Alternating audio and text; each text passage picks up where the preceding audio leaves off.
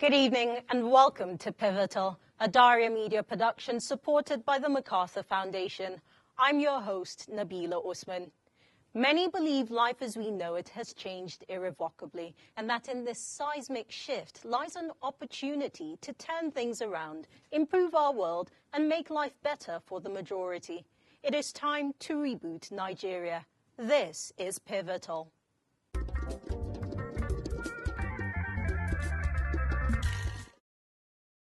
Nigeria's journey in power generation, transmission and distribution has been long and complex.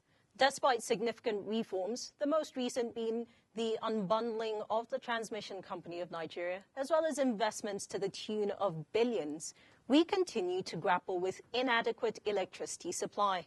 The economic cost of epileptic power supply every year is $29 billion and that's according to data from the World Bank. Today on Pivotal, we examine the complexities of Nigeria's power sector, exploring historical context, current challenges, and future strategies. What can we do to ensure affordable and adequate power supply to homes and businesses across the country? We'll take a short break, and when we return, my guests will attempt to answer this question. I want to see the challenge of the present time. Having listened to Wale, you've heard clearly what I will call you here. I can give instructions as the president from my office, but I believe so much deeply in the organized private sector. The partnership to drive the economy of this country for reforms and stabilization that is necessary. Give the incentive where we must and leave the market to control the pricing mechanism and the consumption. We have the challenge of energy security. We need to work together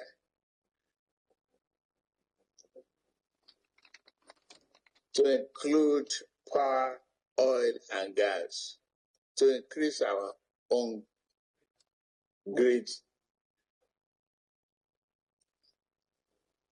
electricity. We are determined to do that with your cooperation and collaboration and recommendations. As a nation, it's so shameful that we are about 4.5 gigawatts. We must increase our oil production too to 2 million barrels per day within the next few months. Remove all barriers for entry investment into the sector to enhance competitiveness.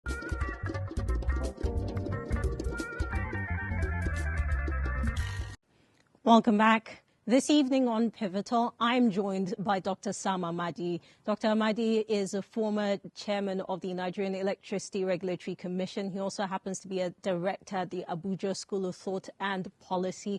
I also have Mr. Isa Muhammad, who's an engineer and managing director at Actinium Solutions. Thank you for joining me, gentlemen. Thank you. Thank you very much. So I will start with you, Dr. Amadi. There have been a series of reforms that we have just embarked upon. More recently, I think this was on the 29th of July, we had the regulator coming out to stop NBET from being the go-between between the DISCOs and the GENCOs. So in your assessment, how would you say that the reforms that we've undertaken in the last year plus, how are they playing out? The last year? Yes. Okay, sure. I think a few of them are radical, remarkable, particularly the disintegration of electricity regulation. So the 2023 Act, which was signed by Mr. President, now amends or follow up consequentially to the constitutional amendment that President Buhari, signed before he left office, which is to remove the restriction on states' power to regulate or engage in generation, distribution, and transmission. Prior to then, states, I think paragraph 14 of the second schedule to the part 2 of the Constitution says that states have the power to involve generation, transmission, distribution, but not on areas covered by the national grid. So primarily they could do off-grid. But with this amendment now, states can basically do everything the federal government can do. And so the Electricity Act 2023 has enabled states, and we've seen some states, for example, Imo State has now set up a regulatory commission and has been authorized by NEC to go ahead and do their market, set up market. Enugu has got their Ondo Ekiti. Edo is in the pipeline. So what this does is that we are now structurally and institutionally in an era of decentralization. One can argue that it has benefits in terms of helping us to move away from the constraints of transmission and distribution, network. So we have radial, large and unlooped transmission network. So you see failures. You need a lot of investment. You need SCADA system and sophisticated to manage, dispatch and coordinate electricity supply along the value chain. But with states now, we can have modular. We can have some kind of decentralized, independent generation distribution. So basically, flexibility. And it aligns with the trend in Europe where we see pro-consumers, people generate from solar set to the market. So we now have that capacity to work around constraint. That's a plus. Also the regulator separated unbundled transmission company on paper. They now have the independent system operator and now the transmission system provider. I'm not so enamored or kind of happy or I'm not excited about it because we have that's more like cosmetic, because the real crisis of the transmission network is that you don't have capacity to really transmit. So even if you separate the system operator independent, which is ideal for markets that grow, it doesn't really work here. And then this last one too, finally, is the bulk trader. I licensed the bulk trader, and the idea of the bulk trader was that it's going to be a stopgap. But the danger of stopgap is that they never end. So exiting bulk trade at this point is the right thing to allow people to begin to do bilateral trading. But again, the structure on ground might not help us optimize this notional we'll innovation. Come to the structure, because you're talking about being able to upgrade our infrastructure within the sector, and the human capital to run the system. I want to ask Mr. Mohammed the same question, right? He says that some of the reforms, he finds them to be remarkable. From an independent perspective, would you agree? Oh, no, I totally agree. I mean, the unbundling and the new Electricity Act is actually a fantastic opportunity for a lot of companies to come in. As was mentioned, well, if we go back, our electricity company was one big monopoly, which was NEPA. Then that got privatized, but I would say it was privatized in inverted commas because NEPA just got split up into a whole bunch of different smaller monopolies. And because of that, there was still no competition in the market. Nobody could come in and compete. For example, like a lot of places abroad, the electricity companies, you can actually choose and change every year depending on who was the cheapest.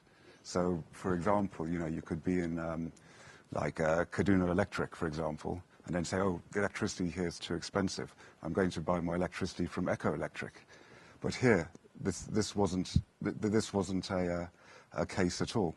So now that the things have been unbundled, we've had the opportunities for the states to now come in. That means the private sector, which will actually help in improving the power supply, will be able to participate a lot more. And this is a huge regulatory step. I mean, there's another step that has to be taken, which we'll probably go into later on.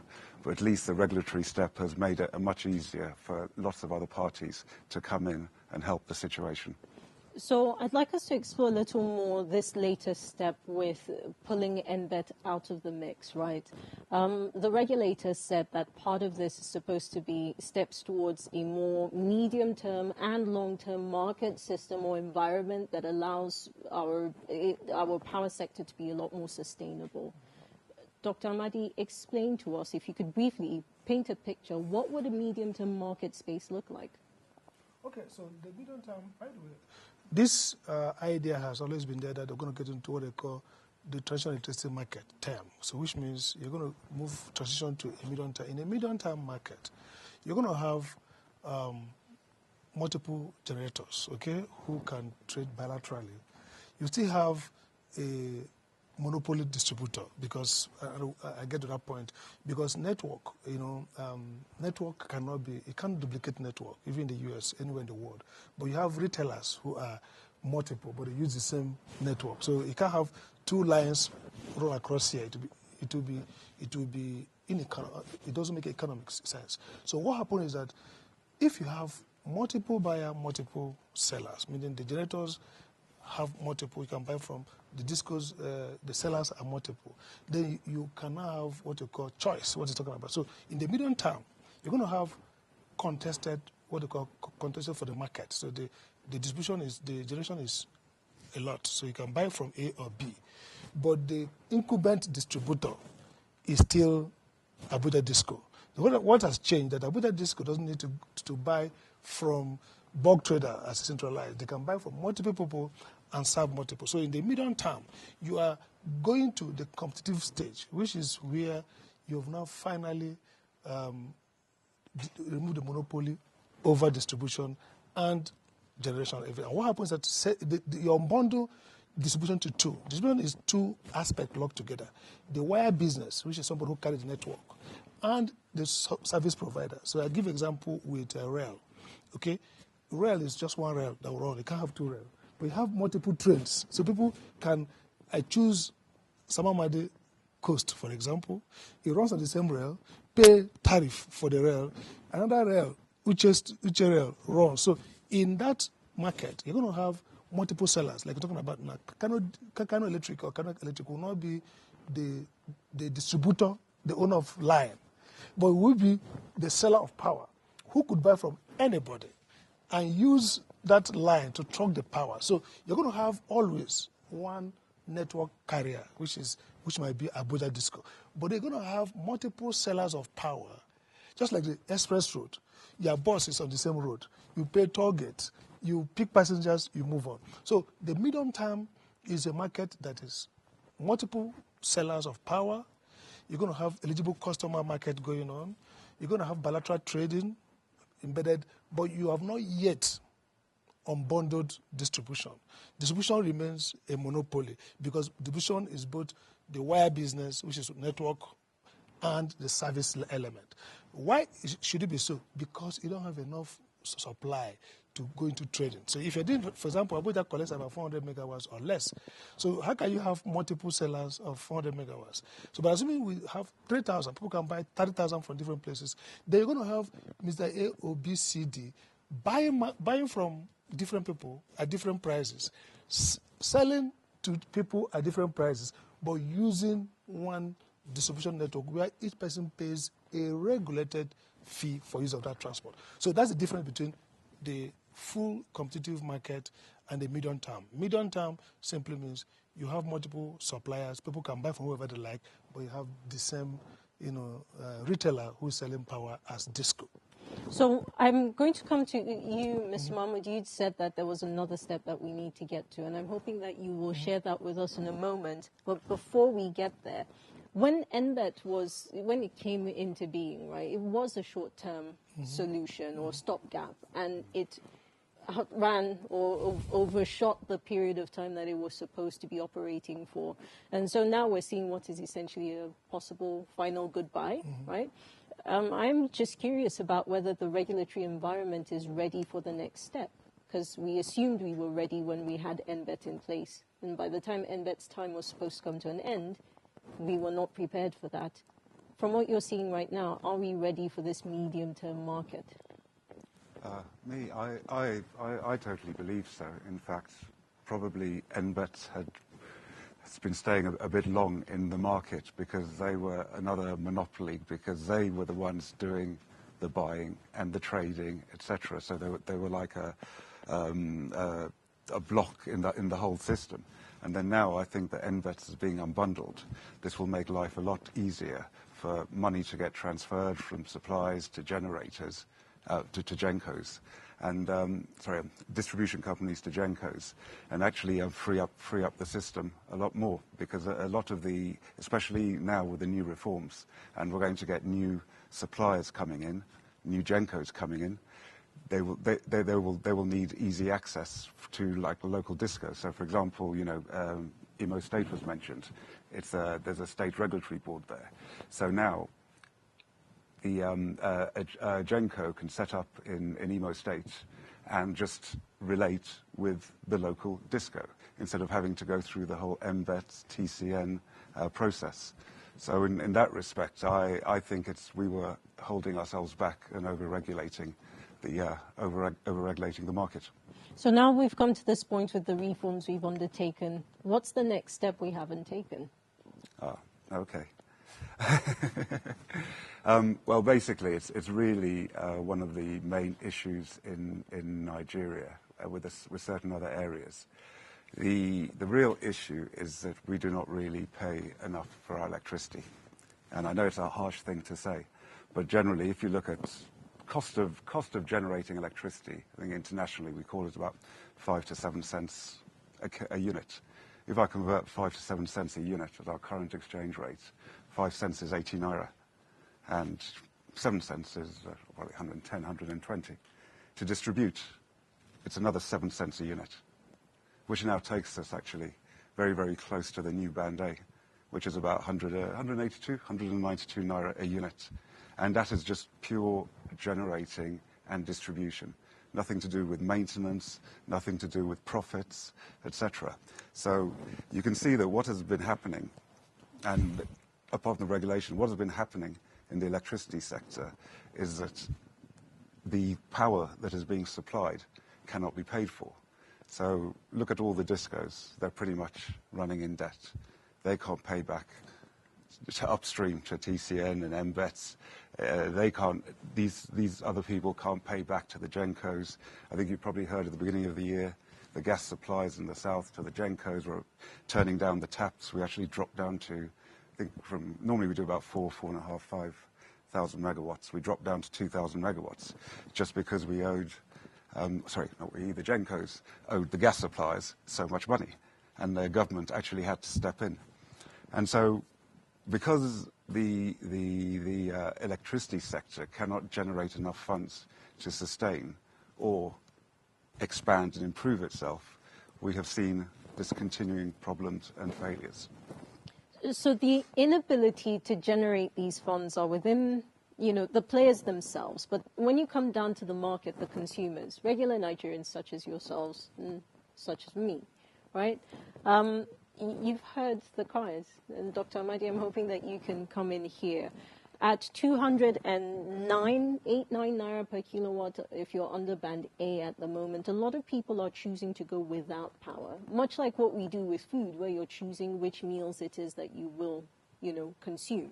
A lot of institutions, we have universities that are coming out to say that their bill has hit 300 million naira a month and is simply unsustainable. The simple fact is the economic indicators for Nigeria make that the average Nigerian probably can't pay for this power that we need them to pay for so that the sector grows. So it begs the question, what happens?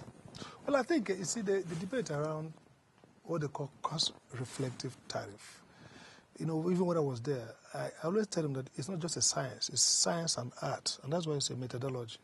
Okay, sometimes people do comparison between what we pay in Nigeria, the unit cost of electricity in Nigeria and maybe comparable countries, comparable in quote. But again, look at it this way. The cost of electricity is not abstract, it's real costs. And so what we do is you look at the real costs. Take, for example, what you call operation and maintenance costs. How much do we pay salaries compared with some other countries? Those are part of the component, the variable cost of electricity. So it might not be really good to say benchmark unit costs here and let's say Taiwan, Qatar or Dubai, where variable cost is different, where salaries and emoluments are just different. So that's number one point. The second point is that the authority here since 1965 has been Professor Bombet. He says tariffs have to be, one, simple to apply, two, they must be affordable, the principle of affordability. Tariffs also have to be credible and acceptable as several principles. So look at it this way. Many operators will tell you, if you tell Abuja Disco CEO now that you want to jack his tariff to 300 naira per kilo, he will protest. He understands that it will lead to rate shock. Nobody will pay. For example, people will either go without power or move to self-provisioning. Two, it will increase incidence of stealing power because it's not affordable. So it's an art. You have to strike a balance between covering the cost of operation and making it affordable. Because if it's not affordable, then you undermine financial viability. So what do? First, what we do is that we can now lay a long term for recovery. So you have differential accounting. So in year 1 and 2, you may not recover the cost.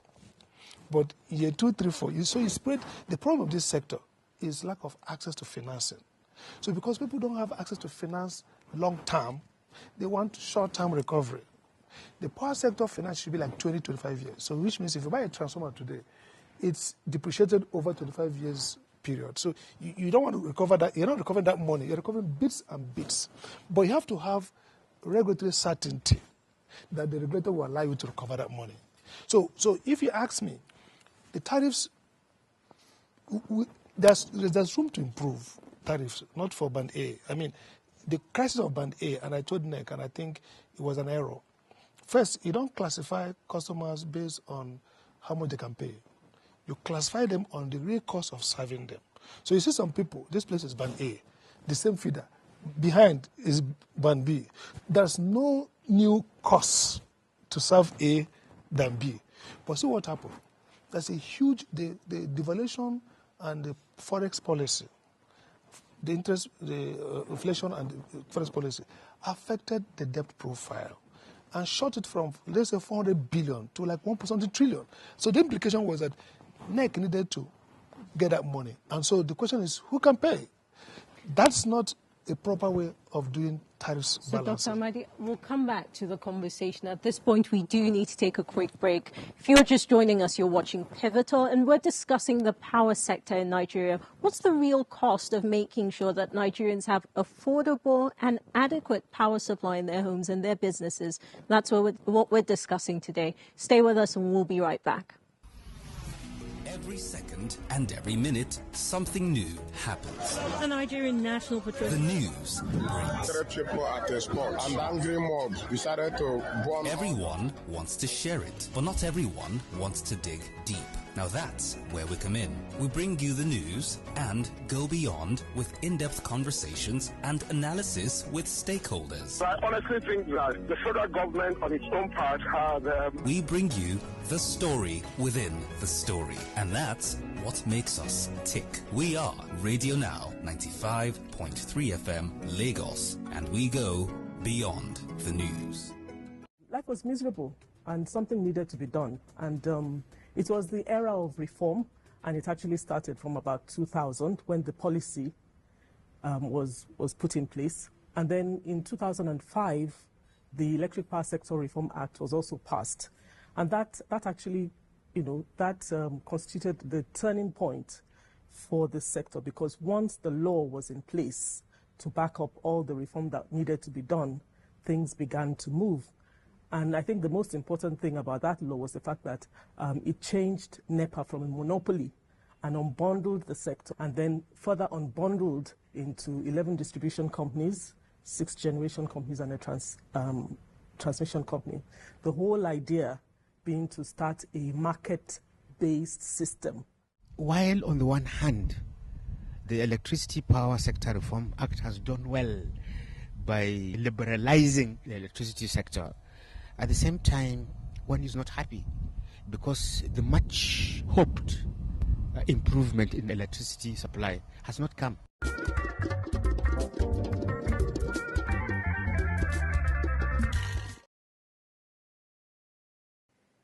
Welcome back. You're watching Pivotal, a Daria Media production supported by the MacArthur Foundation. I'm your host, Nabila Usman, and today we're discussing Nigeria's power sector, taking a look at the critical question, what must be done to ensure that adequate and affordable power supply reaches the homes and businesses of Nigerians across the country.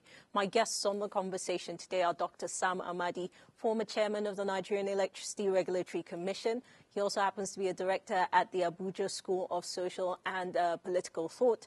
I also have engineer Isa Muhammad, who's the managing director at Actinium Solutions.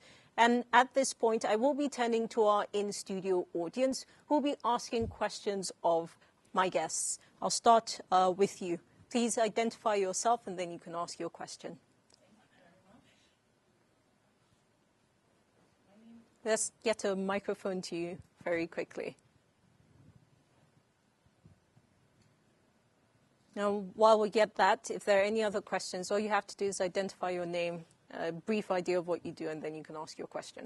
Okay, my name is Tokuni Ngerubika. I'm a climate activist with the Climate and Sustainable Development Network of Nigeria, CSDevNet for short.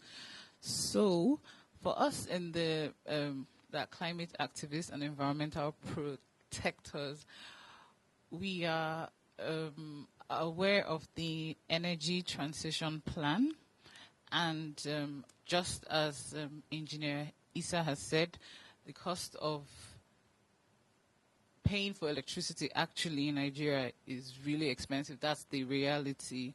So I was expecting to hear other options on renewable energy sources to back up the current power supply sources, because clearly it's overburdened, and that's one of the reasons why Nigeria is suffering from poor electricity supply.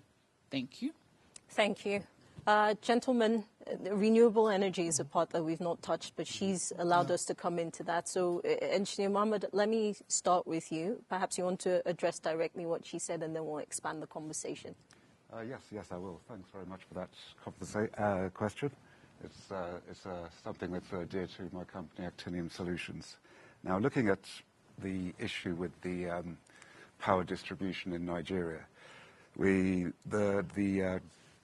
national grid is basically limited to about 4,000 or 5,000 megawatts, which it can produce. But actually, our generating capacity is over 10. So the distribution network can't really absorb all the power. Now, the main reason it can't absorb all the power is because most of the GENCOs are down south, running on gas and can produce lots of electricity. And they're trying to shove it through a bottleneck coming up to the north. Now, the north is where we have lots of land, lots of sun, etc. And actually, one of the easiest ways of debottlenecking the grid and increasing the capacity is by injecting power from the north, because all we have really from the north at the moment is a few dams. So if we could add renewable power injecting into the grids up north, we would really be able to expand access to electricity and also debottleneck the national grid. I can also go on to say that this is an initiative which is being aided by the deregulation, and also actually this is an area where there's a lot of international interest. There's the World Bank and the REA have lots of schemes going on, and there are lots of projects going on and they're helping, not fully funding, but helping to fund.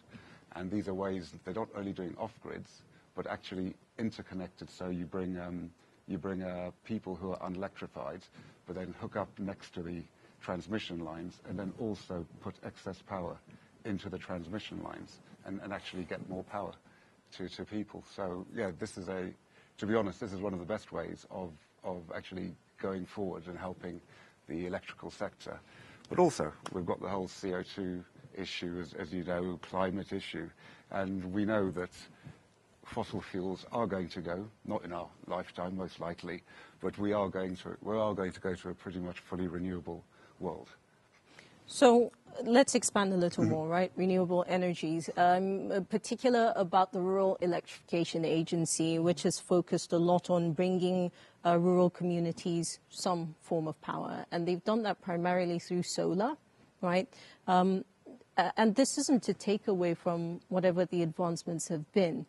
There's still the real issue that some people, most of these people, can't afford even this renewable energy source. Absolutely. So is it really worth it if it's still out of reach of the people's pockets? Absolutely. I mean, very good point, because the assumption is that renewable energy will be cheap. We have seen, yes, increasing reduction of cost because of new technologies, advances in technology, of solar systems, storage, and all that. But the problem is this. The federal government has established very good renewable framework, laws. Even when I was chairman many years ago, over 10 years ago or thereabout, we had the feed-in tariffs for renewable. So it's there. I licensed a couple of renewable, project promoters, but never came to the grid. It's difficult to do renewable. They require a lot of fiscal money, support from government in terms of waivers, in terms of support. So part of the problem is, yes, we have the framework for it, but again, you need to also think around renewable energy is more expensive per unit cost. So solar is more than gas based. Okay, hydro, the cheapest, big hydro like Shiroro, which is no longer seen as a renewable. Small hydro, solar, waste to power, expensive. So we need to, because it's very beneficial to climate change and also carbon credit. Imo State government, for example, the new Electricity Act of the Imo State government, which is just launched, has a section on renewable energy efficiency, and decarbonation. So if they are smart, then they can earn money and use it to reduce the tariffs for renewable. That's another point to bear in mind is that with the changes with the decentralization and state-level electricity market, it is easier now to embed renewable within a distributed area. So instead of going to the grid, you can now have distributed generation. You can have independent distribution and transmission network. We've seen successful cases like in Edo. There's villages where they are running on renewable. And the experience, when I spoke with the operator, she said, Professor Omorege, she told me that the financial is good. The communities are paying. So it might be really that communities may pay if it is affordable, small. But of course, they're not making large use of, not big load base, maybe small, just have light in their village, in their homes, and fan and all that. And so what I see is that there should be a strategic plan now from the state to say, like the North, we have solar. NIPP is doing a 3,000 megawatt solar. So if it's bigger, unit cost will be less. So if we do those kind of modular, large scale, especially in the North, solar farms, you now have opportunity to have unit cost that is small. But this 50 megawatts, 20 megawatts might be a little bit tricky in terms of pricing. I think the other point to bear in mind is that if the federal government can see it as part of the transition to zero, net zero 2060, I believe. Yeah. Then the question they ask is, how are they want to use electricity as part of the driver of that transition, renewable energy as how to cut our footprint. How much are we investing in not just, helping developers, because they need a lot of support. Also, the renewable energy manufacturing, industry, a micro-industry around, because if you can do the solar plants, solar panels here, if you can do some of the other, components using local content law that we had in the electricity sector, then you reduce sustainably the cost. Again, you trigger other economies, spillovers, business, employment, jobs, and all that. So I think it's a track to follow, but it requires a lot of policy alignment. It requires diligent work in terms of, and then real prioritization by the states now. Federal government might not have any incentive any further with the changes in the electricity landscape to drive into renewable. It seems like you want to make a contribution. Something I'd just like to add there. Yes, to a certain extent, when you look at the face of it, when you look at the renewables, it looks more expensive than going on gas. But really, people are looking at it on a capex level. Yeah. So let's say I wanted to build a 50 megawatt gas plant compared to I wanted to build a 50 megawatt solar plant. Yes, a 50 megawatt solar plant would be more expensive. But we need to start looking at life cycle costs, which is because a gas plant, you continuously need to buy gas throughout, which now increases the expense. So when you look at the life cycle cost, you now find the renewables are a lot more competitive because your fuel is basically free, so it's just your operating and maintenance costs. Now, there was another issue that was touched on, which was the ability, again, to pay. And that underpins what we were saying before about, a way that stops the network and everything expanding is because all these projects, whether it's solar or a gas power plant, we can't fund it from a Nigerian bank, really. We need to go abroad. And if we go abroad, they're going to say, how are we going to pay back the loans? For us to pay back the loans, we have to have at least a guaranteed cost of electricity going back to it. And because we don't have that, that makes it very harder for the gas-powered plants, but it's actually not so bad for the renewable plants, mainly because they're being subsidized by the international funding and the World Bank. The scheme I even spoke about earlier is when the World Bank actually puts quite a bit of money in, but then they also pay per connection. So once you start looking at that, that now begins to offset the costs of the loans. So in the long, basically making renewables cheaper than doing gas-fired stations at the moment. Well, there are questions about whether there's even any incentive from private investors to get into this, right? And this is now coming back to renewables, because every time we discuss renewables, we're usually looking at it as an option for unserved and underserved communities, right? But again, going back to how these communities are the ones that traditionally cannot really pay whatever the cost may be, unless it's in smaller tariffs, like Dr. Amadi said. So coming back to private investors, right, let's discuss those incentives and whether this should be more of, in the short term, an altruistic endeavor that government fully supports. Public service kind of. Something of the sort, at least in the short term. And Engineer Mohammed, I'm hoping that you will, again, from a private investor's perspective, how possible is that? The Minister of Power said we need somewhere around $10 billion every year to be pumped into the sector to get us over the next 10 years to sustainability. Okay, yeah. Well, not so favoured with those numbers. They seem quite large. But what I will say is that there's been some trepidation with the renewables because we've had a bit, I think, as things have come in over the last 5 to 10 years, we've had people have tried, but it hasn't really worked. I mean, one example I use is that Nigeria is the only place where I've had to change a car battery. In fact, I've changed my car battery so many times, whereas I've never had to change a car battery anywhere else. And this is part of the problem that people have found with the renewable sector, that probably equipment hasn't been so good, and I've met so many people who say, oh, I spent this amount of money and it didn't work. But now quality standards have really improved, and there's a matter of building confidence in the sector, which is where these smaller mini-grids, maybe 1 megawatt, 10 megawatts, 50 megawatts come in. But as Dr. here said, Dr. Saib, there's a 3,000 megawatt plant being envisaged, and this is where I see it. I see 500, 1,000 plus megawatt solar farms and wind farms coming in. But we still need to get the confidence, and also because we're the funding, quite a bit of the funding of the smaller scale stuff is based on bringing electricity to people who don't have electricity, then the funding required to actually just do a big farm and put it into the grid is a different scenario, where now you actually have to pay back your loans. So we're back to that again. Yes, we're back to that again.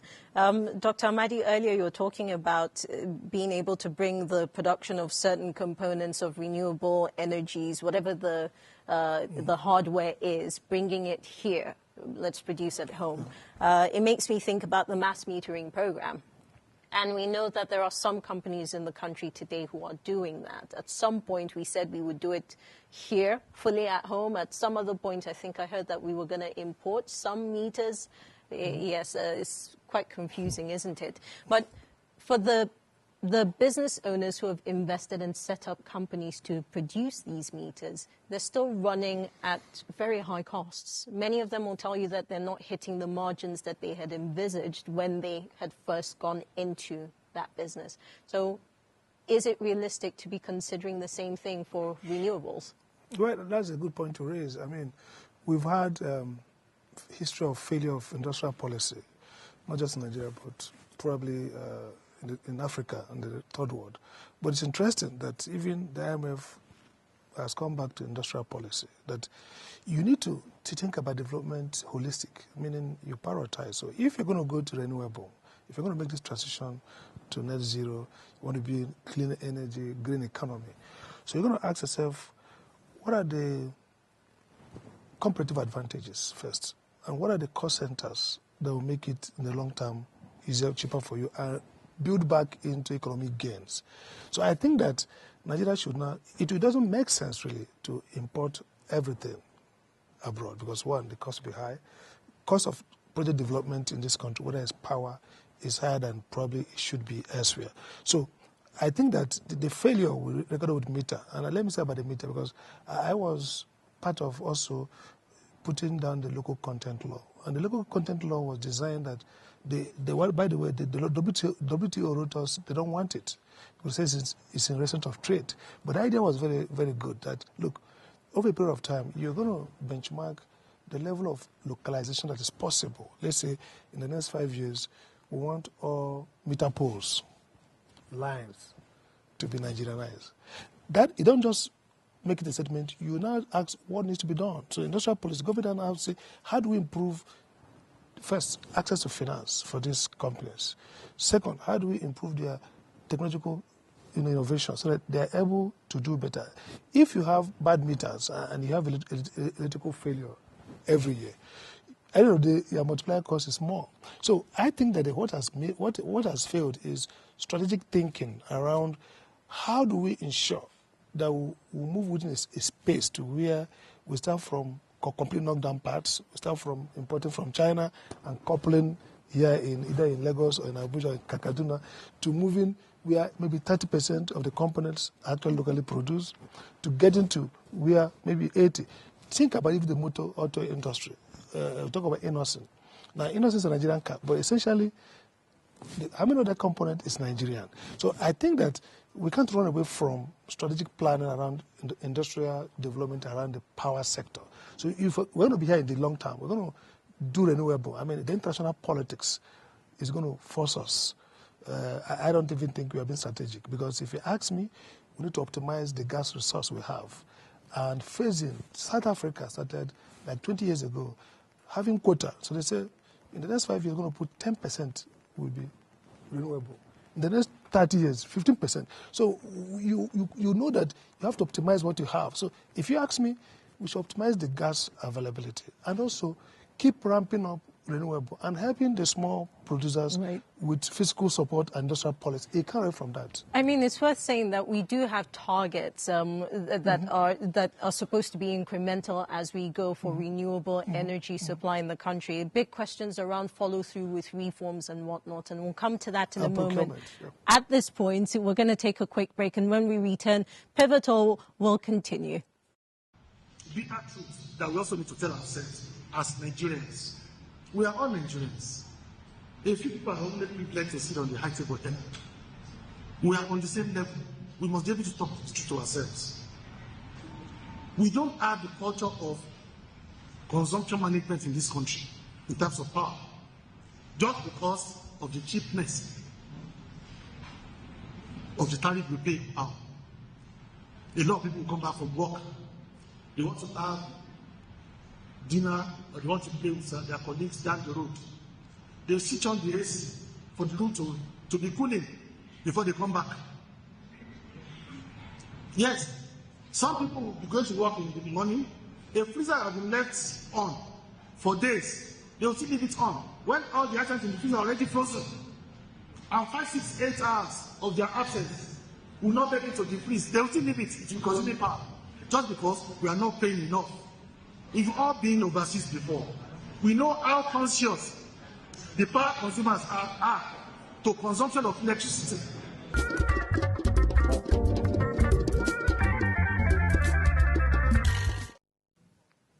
Welcome back. You're still watching Pivotal, a Daria Media production supported by the MacArthur Foundation. I'm your host, Nabila Usman, and I've been in conversation this evening with Dr. Sam Amadi, former chairman of the Nigerian Electricity Regulatory Commission. He's also a director at the Abuja School of Social and Political Thought, and engineer Isa Muhammad, who's managing director at Actinium Solutions. Gentlemen, the power sector is something we can discuss for ages and probably not get to the bottom of the matter. Dr. Amadi, let me start with you as we go into final thoughts, right? I'd like you to expand a little more on the relationship and responsibilities between the federal government and the states who now have a more active role in the sector, and what Nigerians should really be paying attention to by way of tangible, actionable impact. Very good. First, I think that typical of the way Nigeria works, the states have, jumped on the bandwagon of creating the electricity market. I'm helping to review about 3 or 4 or 5 of them. I think it's a good thing, but I think we need to proceed with caution. You just don't replicate failure. You need to learn from where the federal government didn't get right, and then be more realistic and contextualize. I've seen people writing the same NEC laws. It doesn't all work. So I think the federal government should help to look at the Electricity Act and look at the emerging regulatory landscape and put together some kind of guides so that states can see what works for them. That's number one. Number two, I think, is that there should be some idea of standardization. So, for example, many of the states are going to license maybe generators, distributors, and maybe construction company. They are going to do interstate trading. Some of the states are too small in terms of customer base to attract or sustain, these investments. So we should have common standards across the states so that it looks like one market, but then maybe you have nuances. So it's not going to be 3 different markets, and therefore create more cost for private operators. So, for example, if you're in Kaduna and you need to sell power to Kano, and the Kano regulatory regime requires you to make more investment, to retrofit, to hire more lawyers to design and sign agreements that are quite different. So I think there should be some kind of grandfathering. The federal government should sit together, not prescriptive anymore, but to say, convergence. So you have, just like EU, take for example the EU now, states, nations are having convergence, basic laws, the competition law must be the same, the accounting laws the same, to allow for one national market. So I think that's important. And finally, I think we have opportunity to now go back and say, how do we ensure that we don't duplicate institutions? So the TCN, even though it's a national institution, can actually be so flexibly remolded to serve all the states. So TCN will have zonal centers, north, west, south, so that it can drive, it can plug and play. You don't need to start creating networks and then redundancy and get back to Thank you, Dr. Amadi. Engineer Mohammed, your final thoughts. Okay, we've touched on a few things here, and sometimes we've seen like renewable favoured or gas favoured. But what we really need in this country, I believe, is a coherent energy policy. It's not like Minister of Power looking after electricity, Minister of Petroleum looking after that. Everything is all together. It needs to be looked at as one. I mean, I totally agree that exploiting gas is a big way forward at the moment. I mean, I know there's the CO2 issue, but the renewables cannot replace gas. Gas is actually the transition fuel for the next few decades, and we need it. And it is better for the environment because of it does emit a lower carbon than other systems like diesel, etc. But, you know, simple ways of doing it is like, instead of maybe, for example, there's a planned $2 billion AKK pipeline to bring gas up to the north. But we have a bottleneck in our transmission lines. We can generate 11 gigawatts. We can only distribute 4 gigawatts. Why don't we put that money into, instead of piping gas, pipe electrons instead, which is actually cheaper than building a pipeline, and now frees up the network. And we can still, frees up the network, gets more energy up the north, and probably to the equivalent of this pipeline. Nigeria is actually a gas country with a drop of oil. Everybody knows that. And it does not make sense for us to exploit it. But ultimately, there should be the push for the renewables because of the climate change, and the north is the prime area for it.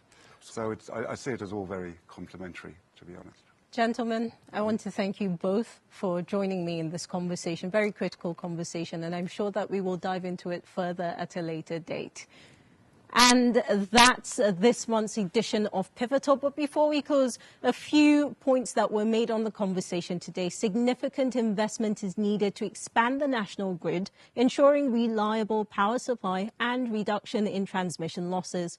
Also, promoting renewable energy sources can diversify the energy supply and help reduce reliance on fossil fuels and enhance long-term sustainability. Very important to also talk about improving the implementation of regulatory frameworks, which will help ensure accountability within the power sector. That's this month's edition of Pivotal. I'd like to extend a thank you to my guests once again on the panel today, and to the audience here in the studio, and to you at home as well. And of course, to the MacArthur Foundation for its support. Join me next month on the 28th of August as I sit with another set of Nigerians implementing unconventional ideas that have the power to change our country for the better. I'm Nabila Usman, wishing you a good evening.